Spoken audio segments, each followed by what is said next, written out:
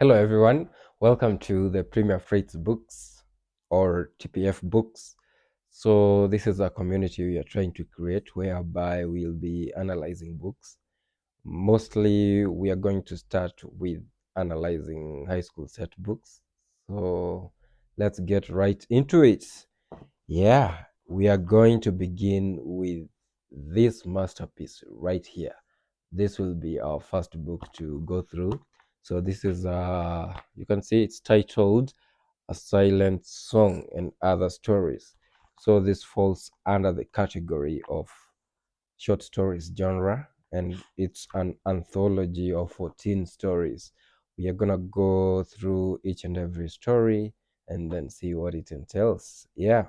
And what other better way to begin this journey of analyzing this anthology apart from beginning with the story itself, A Silent Song?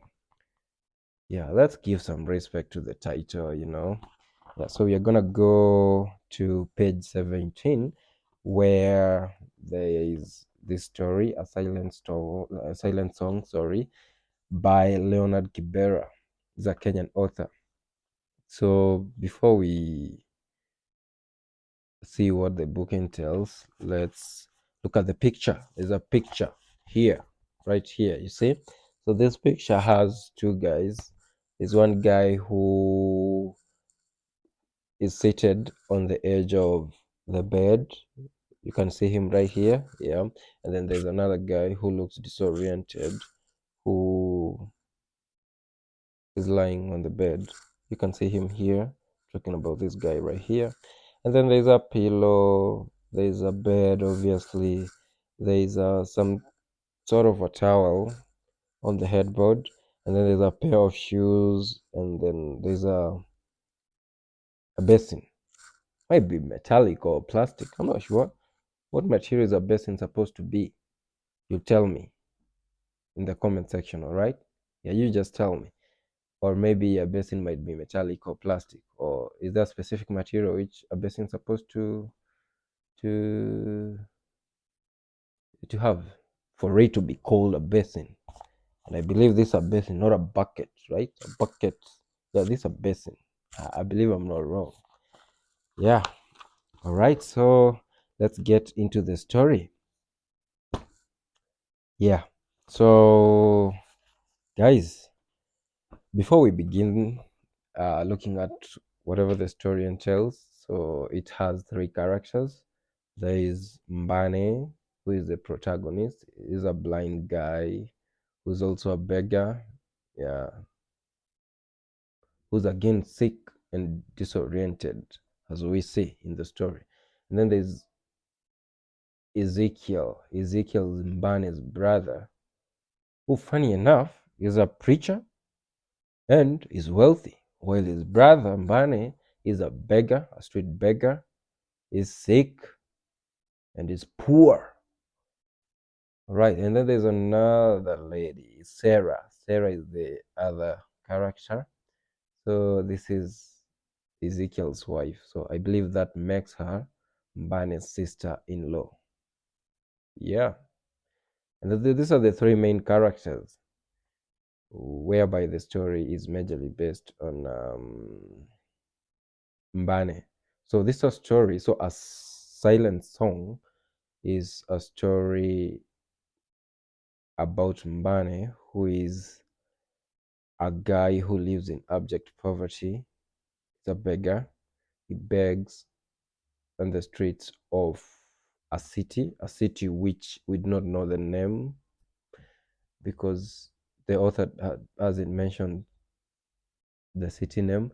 But I believe very many cities have has got beggars, at least in our countries, because I hear someone told me that in the Gulf countries or the Middle Eastern countries that begging is illegal. I'm not sure about that. I'm gonna do some research and find out if it's true. I hear that you are not allowed to beg in the Gulf countries, in the Middle Eastern countries.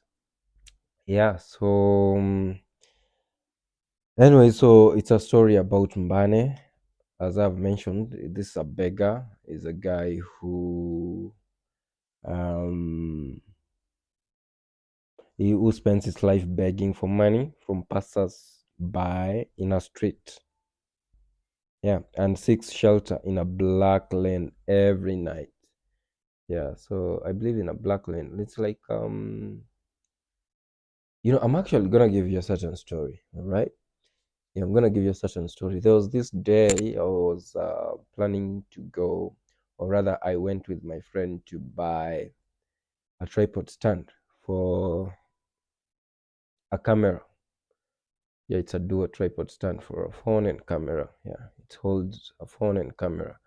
So there's a guy who had referred me to a shop which is located in or along Temple Road Street in Nairobi.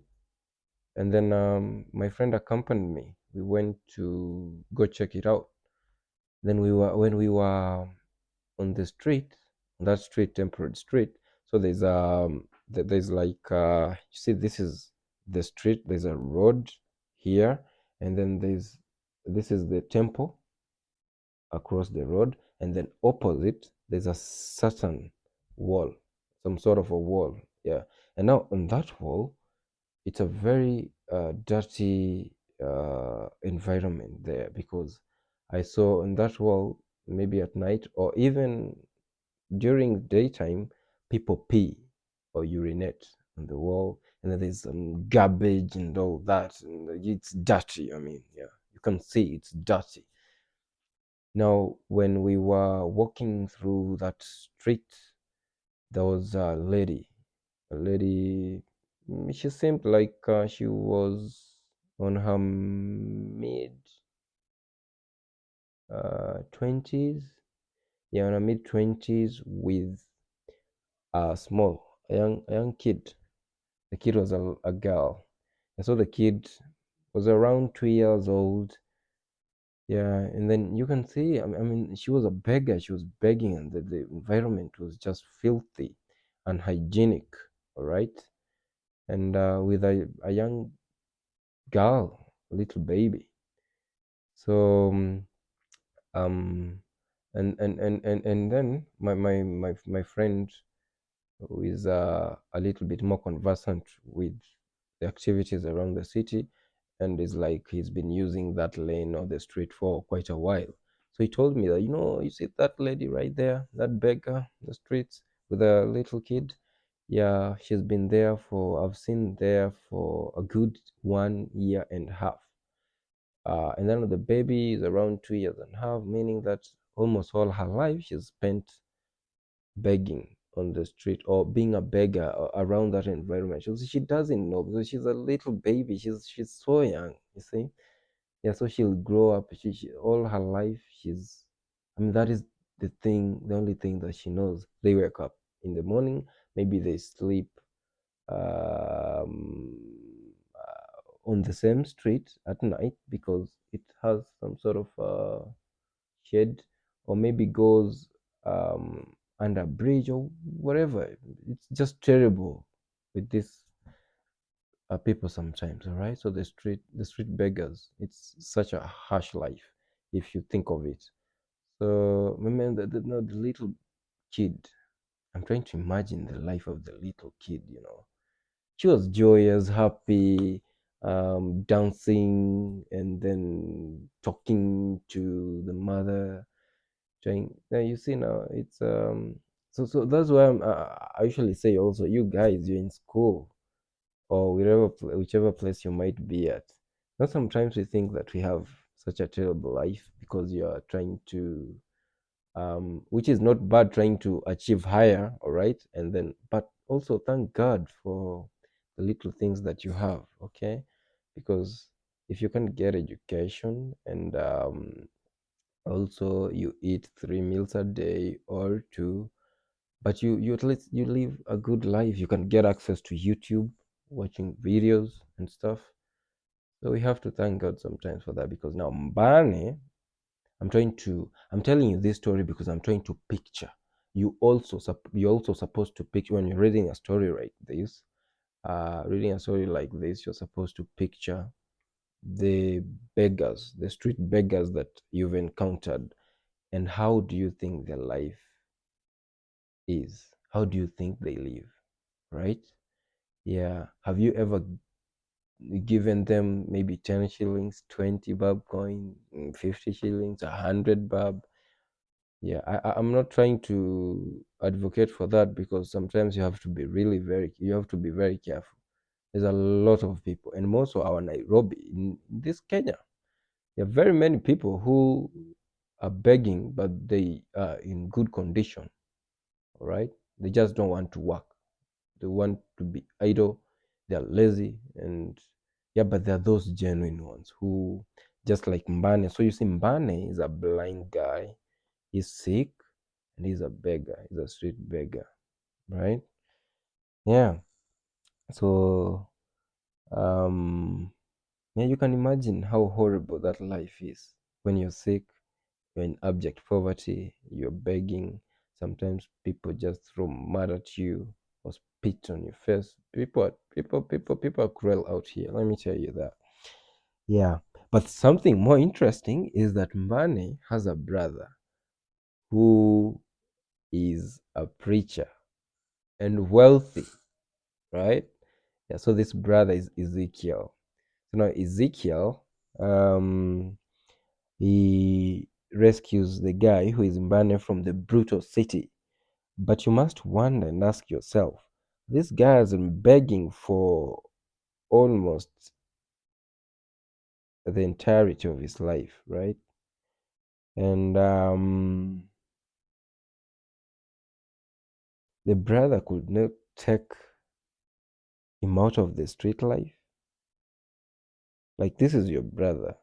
uh, But now, okay. Anyways, before I go deeper into that, it's so Ezekiel rescues the guy from the brutal city life, and then takes him to his hut, whereby the wife to the brother, now to Ezekiel, Ezekiel's wife Sarah, nurses Mbane, right? Yeah.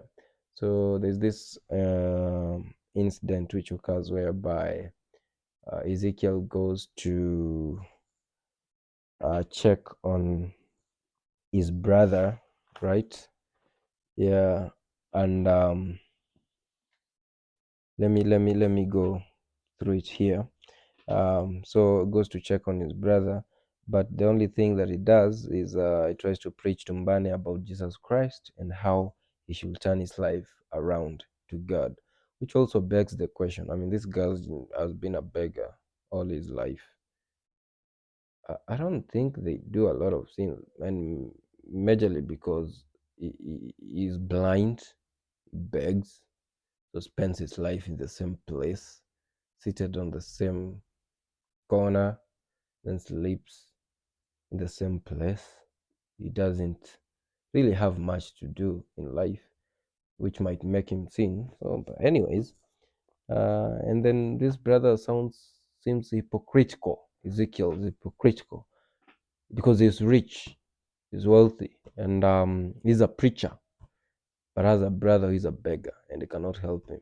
But now goes to rescue him because apparently Mbane was very sick, with a lot of pain, because in the first paragraph the author says that slowly the youth groped towards the door of the hut, and he crawled, this is Mbane, weakly on his knees and elbows.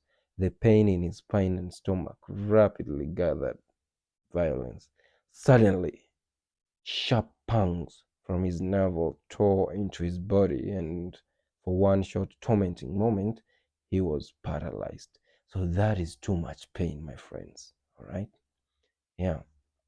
So you can see now, this is, I believe, the reason as to why Ezekiel went to rescue his brother. Not really because he cares a lot about his brother, but maybe because do you ever see these people who usually uh, want to please people and want to look good in front of uh, people, right? Yeah, so maybe I'm trying to imagine there was a group of people from Mbane and Ezekiel's home who knew the two brothers and then met Mbane in this street life. This is me trying to think, right? It's not in the book. It's not in the story, all right? Yeah. So, and then um, they found Mbane, who is a beggar, obviously, very sick. And then they're like, we know this guy. Let's go tell Ezekiel, the preacher, that man, your brother is sick. He's almost dying, begging the streets. I mean, being rained upon. That's the only time he takes a shower from the rains, as mentioned in the book as well. So is I mean, you're here, you're preaching, your brother is suffering. And now Mbane, rather Ezekiel is like, oh no, I didn't know about the sickness, and the beggar, I've tried to look for my brother for a very long time, the way they pretend. And then yeah, let me go and offer help. So he went, rescued him, brought him to his hut, and then the wife Sarah was nursing him. That is a good act because it shows a little bit of compassion, but is also hypocritical because he brought him here and then tries to preach for him about Jesus Christ and how he should be saved and all that. So because there's a certain part where the you see whereby uh, Mbane comes to, or rather Ezekiel comes to check on Mbane and then asks him, Mbane, do you believe in God? I mean, Mbane saw no reason why his brother should ask him this. And he only answered to himself, I don't know. I don't think it matters. Now, Mbane thought that he had answered loudly, but no, that was not the case. He only said those words to himself. And then after a while, after thinking on how the mother was religious, everything about God, and but also the problems that he was going through, um, and the life of the city life, he was trying to remember whatever he used to saw in the streets, because there's a part here whereby it's written that um, Mbane had heard more oftenly that God gives us everything. He was asking himself, but did he? Does he do that? That God is white cleanliness, eternal light. But what was that cleanliness? Mbane wasn't understanding all that. Huh? Because what did light mean to a blind man like him, right? Did not his life contain a darkness? Now, the life of Mbane, a blackness no one would understand, huh? Right? So, did the Christmas morning procession of good men and women in the city mean anything more to him that the generals in yesterday's mean men will be evoked, meaning more money for his heart? So, he's trying uh, to get the meaning of believe in God, obviously, and when to someone like him who is blind and doesn't have money at all, he can't even afford a shower or a little place for shelter, and then now he's wondering, why is my brother coming here preaching to me when, I mean, all my life I've been just begging, living in having a lot of problems, you know, and all that. So I'm not trying to say that it's right or it's correct for Mbane to think like that, but when someone is in such a situation or such a state, they usually think like, yeah, there's God and all that, but is he really helping me? Do I really have to believe in him? So now then, Ezekiel tries to preach for Mbane and tells him how he should be thinking on where people go, where sinners go to, and where the saints who believe in God and do everything that God says go, and all that, you see? Yeah, so Ezekiel asks him again after the long silence because he asked his brother and then got no response. That Mbane, I asked, do you believe in God? Then Mbane responded, and I said, I do not know, answering weakly, No, you did not. Now Ezekiel says, "You only lay there sobbing." And now then Bani laid there knowing another attack was coming. He said, "This guy is judging his brother." And then now there's something very funny here. Not funny in a good way. Because now here Ezekiel goes ahead and says, this is the last paragraph, guys, all right? Yeah. Here, right here. You see? This is what I'm trying to read through. And then now Ezekiel says that, Mbane, I want Christ to save you, right? And do you know where sinners go when they die? Do you know where those who are saved go? There was once a man called there was once a man called Jesus. Then Mbane jumped right before the brother finishes the sentence. Yes, I know. Mbane swallowed painfully. That is why you brought me here. And then Ezekiel asks, and do you accept him? Mbane says, I don't know, but I now see the light I have often thought about in my own way. Now the brother, see the audacity, went ahead. Goes ahead and tells him, being very judgy, like um right here. Um Let me read through this. You are worse than Judas. Will you never stop thinking about your God with a small g, the gods, like gods, with your God, even in your dying, he realized, no, no, I'm trying to tell my brother that he's in his dying hour. And then now it changes quickly that, will you never stop thinking about your God, even in in this hour? Now, this brings us to meaning that Ezekiel was not really offering help because he wanted his brother to be all right. Because he was saying that, uh, will you never stop thinking about your God, even in your and then realize that he's going to say dying. So it means that Ezekiel knew very well that his brother is very sick and is not going to be okay and is going to die. So now he brings him to the heart and tries to just stay with him for a little bit, waiting for him to die. You see, it's very crazy, Ah, um, and then he goes ahead and tells Mbane that, I want you to be baptized. Now Mbane had become more calm and smiled distantly. Ezekiel saw it was hopeless to go on. Still, he would never give his brother to the devil. Yeah, the preacher. All right. So, Mbane, will you not follow the way of good men and women? Ezekiel said. But Mbane's strength waned fast. There was no pain, only weakness. Then his head jerked down to the bed. Ezekiel bent down and touched the cold forehead with a shaking hand. Ezekiel said, He's gone. He's gone. He's gone. He's gone. He said aloud to himself. And then now Sarah, like she was like, yes, he is gone. Ezekiel goes ahead and says, and he was smiling. He said that looking around,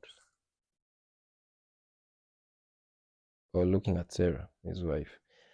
And then the last statement is Sarah saying, yes, he was smiling. I'm trying to imagine she was trying to say, yes, he was smiling, but he's now dead. So yeah, as you can see, it's a story about this guy who is a beggar, and then with all the painful life and all that, and finally dies in his brother's hands. You see, and there was something that before I forget, I wanted to tell you guys.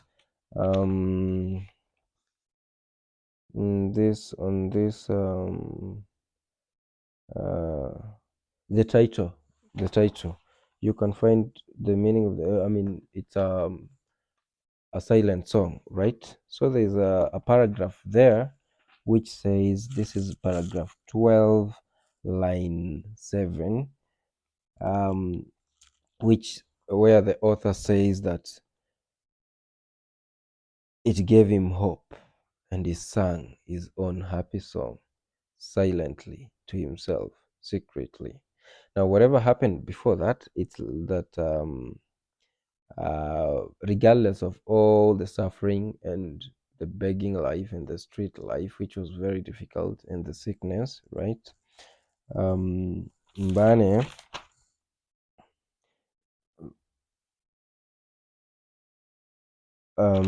you see, Mbane had hope for a good, brighter future, right? Yeah. So, because before that line that I've read to you, there's a mention that, and yet Mbane was convinced. It was a glorious thing to believe, to cling, to dream of a future life.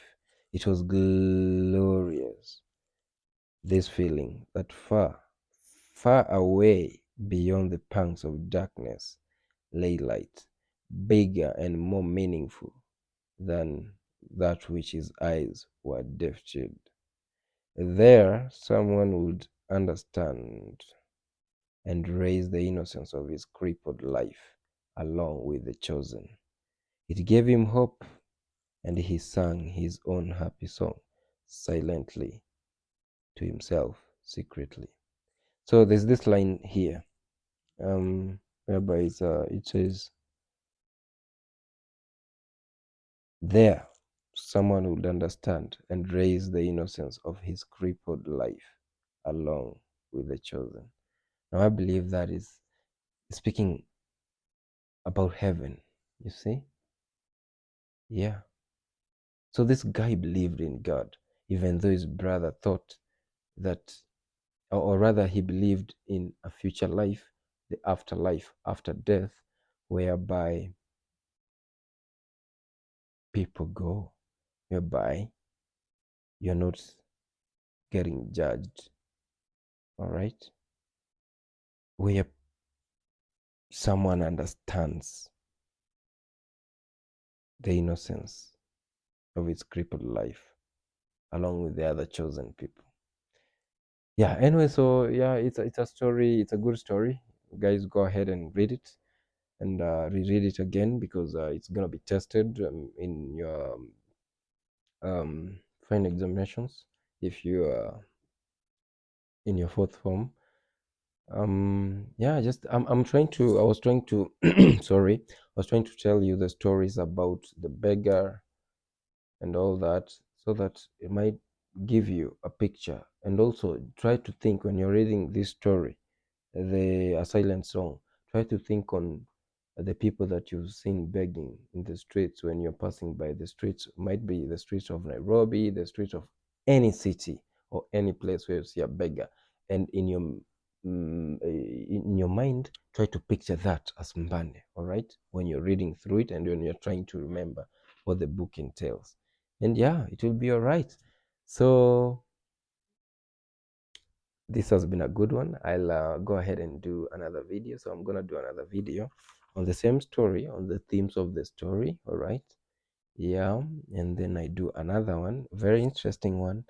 I'll find the most difficult, or the words that I think might be difficult for some of you, because I know many of you are intelligent and smart people and know the meanings of very many words, all right? So I'm not taking anything away from you. I'm just going to uh, go through the story word by word and find those words that I consider which might be difficult to understand or to know the meanings of the words, and then go through each and every word, tell you the meaning, right? So that when we read the story, we understand it better. Okay? Yeah, so it's been a good one. And see you on the next video. Take care, guys. Cheers.